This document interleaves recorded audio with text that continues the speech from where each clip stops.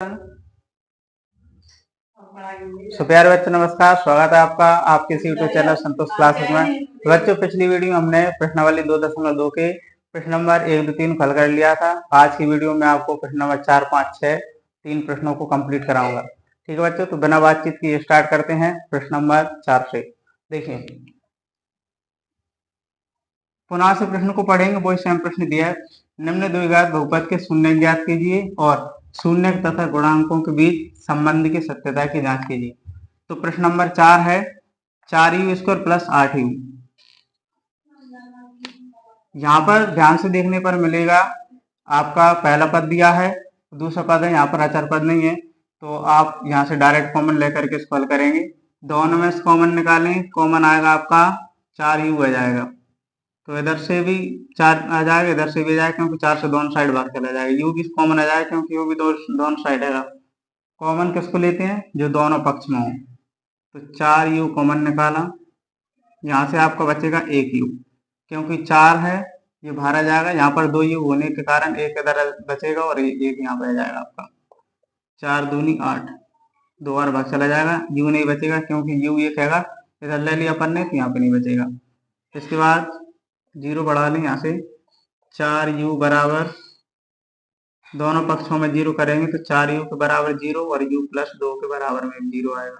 इसके बाद u बाहर निकाल के 0 बटे में 4 कर दो, 4 से भाग कर देंगे और यहाँ से आपका 0 हट जाएगा, तो ये 2 माइनस हो जाएगा।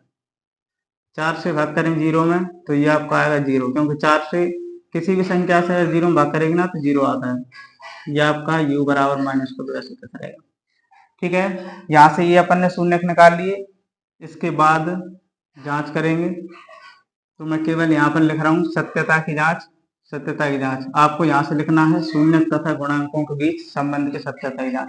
यहाँ पे जगह कम होने के कारण मैं यहाँ पर शॉर्ट में लिख रहा हूँ। तो सत्यता की जांच,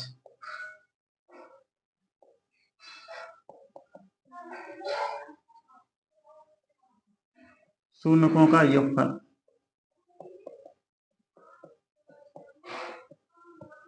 शून्यकों का योगफल बराबर आएगा अल्फा प्लस बीटा बराबर माइनस बी बटा ए। यहाँ पर आपका अल्फा और बीटा का मान ये है, ये अल्फा का रहेगा, ये बीटा का रहेगा। तो अल्फा का मान है 0 प्लस बीटा का मान -2 है, माइनस बी का मान रखेंगे तो बी का मान यहाँ से ये ए का मान रहेगा, ये बी का मान रहेगा, तो बी का मान है +8 और ए का मान देखें, ए का मान है +4। इसके बाद -2 और +0 सॉल्व करेंगे तो ये आपका आएगा -2। 4 से भाग करेंगे 8 में तो 2 बार आ जाएगा, या फिर आप इसको एक बार और एक स्टेप और बढ़ा लो। ये आपका 0 माइनस प्लस माइनस का 2 आ जाएगा बराबर माइनस प्लस ये माइनस का 8 आएगा और बटे 4। इसके बाद यहाँ से -2 मिलेगा और 4 से भाग करेंगे, 4 दूनी 8, यहाँ से -2 आएगा। ये आपका आ गया शून्यकों का योगफल। शून्यकों का गुणनफल निकालेंगे। शून्यकों का गुणनफल, शून्यकों का गुणनफल बराबर आएगा अल्फा इंटू बीटा बराबर सी बटा ए। तो अल्फा बीटा का मान फिर से ये रखेंगे 0 और -2, फिर रहेगा 0 इंटू -2, -2 रहेगा ये बराबर सी का मान देखें तो ये ए का, ये बी का। यहाँ पर सी का मान दिया नहीं है क्योंकि अचर पद है, सी अचर पद यहाँ पर नहीं है। इस स्थिति में अपन इसका मान रखना है 0। ए का मान देखें, ए का मान दिया है 4, यहाँ पर 4 लिखेंगे। 2 का गुणा 0 में करने पर 0 आया, क्योंकि 0 में किसी भी संख्या का गुणा करते 0 आता है, और अगर किस संख्या से 0 में भाग करें तो भी आपका 0 आता है। तो आपका ये शून्यकों का गुणनफल आएगा 0 बराबर 0। ठीक है, तो प्रश्न नंबर 4 था, इसको आप नोट कर लीजिए, या फिर मैं साइड शो में इसको नोट कर लीजिए। इसके बाद अपन प्रश्न नंबर 5 करेंगे।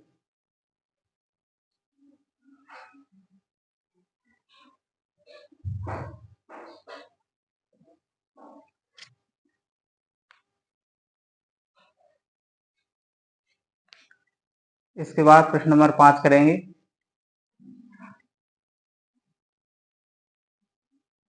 इसको दोबारा से लिखना पड़ेगा, इसलिए मैं रफ नहीं कर रहा हूँ यहाँ से। प्रश्न नंबर 5 है t² - 15।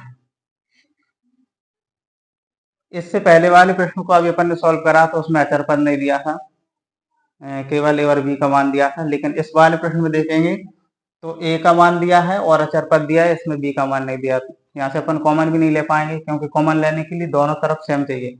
यहाँ पर देखेंगे पहले में यहाँ पर टी आएगा, यहाँ पर आपका 15 आएगा, तो ये दोनों ही अलग अलग संख्या है, कॉमन नहीं ले पाएंगे। इसको अपन सर्वसमीका से हल करेंगे। देखना, ये लिखेंगे टी का होल स्क्वायर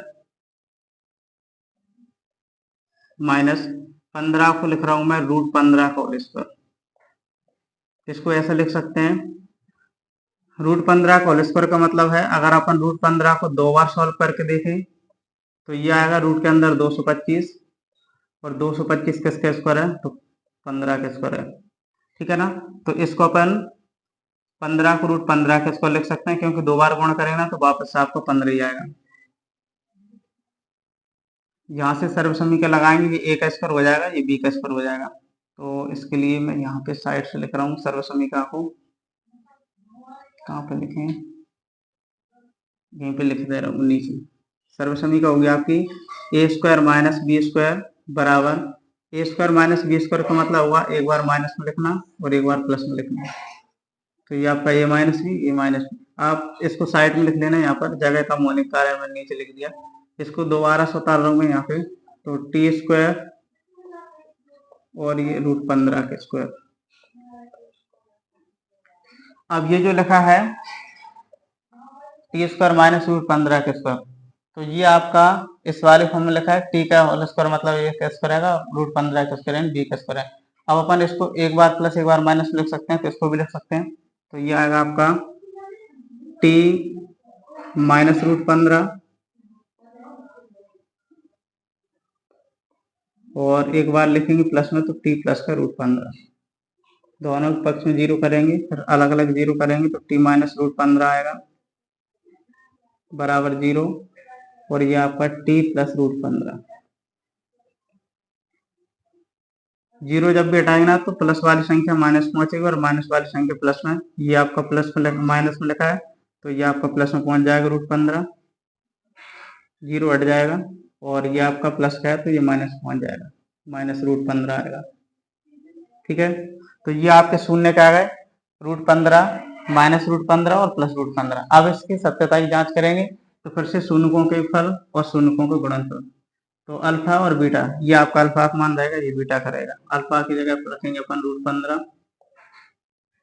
प्लस बीटा की जगह पे माइनस √15 बराबर माइनस बी का मान देखें तो यहाँ पर ए का मान दिया है, बी का मान नहीं दिया। ये आपका इसको रखना नहीं है, नहीं तो गलत हो जाएगा, ये आपका अचर पद देगा, ठीक है ना। ये सी का मान है, ये बी का मान नहीं है, तो यहाँ पर बी का मान कुछ भी नहीं है, इसलिए यहाँ पर अपन इसका मान रखेंगे क्या, 0।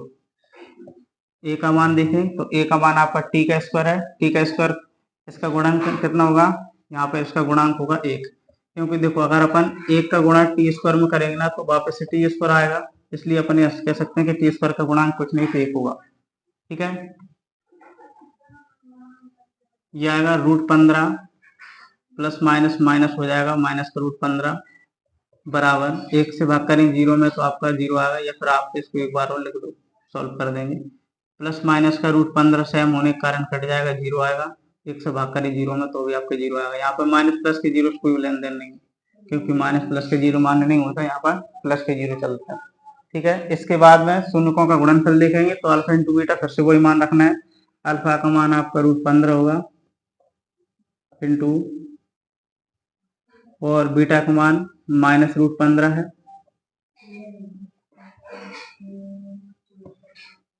यहाँ पर मैंने कोष्टक लगाया क्योंकि दो चिन्ह कभी साथ नहीं आते, इसलिए ये इंटू लगाए, ये माइनस लगाए, यहाँ पर छोटा आएगा थोड़ा ना, माइनस आएगा। तो सी का मान देखें तो ये आपका ए का मान है, ये आपका सी का मान है अचर, ठीक है। ये बी का मान नहीं, सी का मान है, अभी बताया था। तो सी का मान है 15 बटे ए का मान देखें तो ए का मान है टी का स्क्वायर, फिर से आपका 1 आएगा, ये 1 है। √15 को गुणा करने पर 15 बाहर आ जाएगा, रूट कैंसिल हो जाएगा, या फिर अपन ऐसे कह दें कि 15 का स्क्वायर यहाँ से 225 आएगा इनका गुणा करने पर, और ये किसका स्क्वायर होता है 15 का, तो प्लस माइनस को गुणा करने पर यहाँ पे माइनस 15 बाहर आएगा बराबर 1 से भाग करेंगे ना तो ये आपका कितना आएगा 15 आएगा। सॉरी यहाँ पर आपका माइनस का 15 रखना है, ये आपको -15 होगा, तो 1 से भाग करने पर -15 आएगा। ठीक है, ये आपका प्रश्न नंबर 2 कंप्लीट हो गया, तो इसको आप नोट कर सकते हैं। अगर आपको लग रहा है कि समझ नहीं आ रहा है तो आप कमेंट बॉक्स में कमेंट करके पूछ सकते हैं, और आप वीडियो को दोबारा से देख लेना तो आपको क्लियर समझ में जाएगा। ठीक है, इसके बाद अपन प्रश्न नंबर 3 करेंगे, तो मैं साइड छू रहा हूँ, जब तक आप इसको नोट कर सकते हैं, स्क्रीनशॉट ले सकते हैं।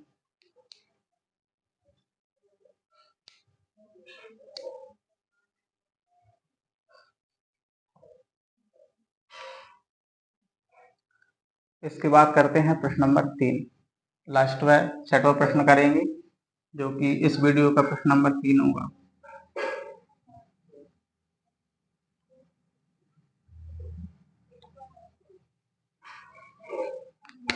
प्रश्न नंबर 6 है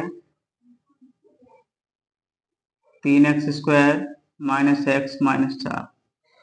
ठीक है, अब देखना यहाँ पर ये उसी प्रकार का प्रश्न है जो अपन पहले कर चुके हैं। तो इसमें क्या करना है, तीनों पद दिए हैं, इसमें जो है ना आप पहली और लास्ट वाली संख्या का गुणा करके देखना क्या आएगा। इसके बाद बीच वाली संख्या को ऐसी दो संख्या हम तोड़ना है, जैसे गुणा करने पर पहली और लास्ट वाली का गुणा करने पर जो मिलेगा वही मिले, और लास्ट में आपको जोड़ने घटाने पर जो दिया है बीच में वो मिलना चाहिए। ठीक है ना, तो देखो पहली संख्या है 3x² और लास्ट वाली है -4, इनका गुणा करा तो आएगा -4 12x²।